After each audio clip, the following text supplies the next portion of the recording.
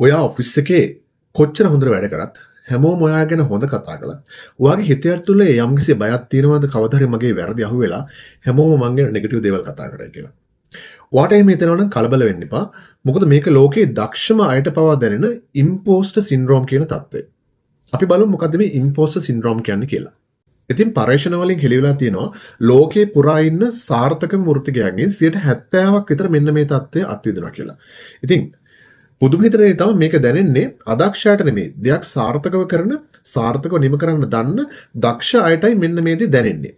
ඉතින් ඒ නිසා මේ தත්ත්වය නිසා ඔයාගේ වෘත්තීය ගමන කවදාවත් අඩාල වෙන්න ඉඩ තියන්න එපා. දැන් ඔයාලට කියලා දෙන්නම් මේ ඉම්පෝස්ටර් සින්ඩ්‍රෝම් එකෙන් බේරෙන්න පුළුවන් ලේසිම ක්‍රමය.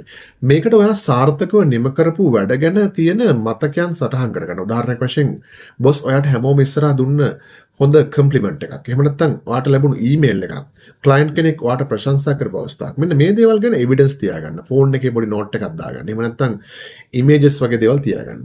ඉතින් මතක තියාගන්න ඔයා අද ඉන්න තත්ත්වෙට ඔයා ආවේ ඔයාගේ වාසනාව නිසාම විතරක් නෙමෙයි ඔයාගේ දක්ෂතාවය නිසා.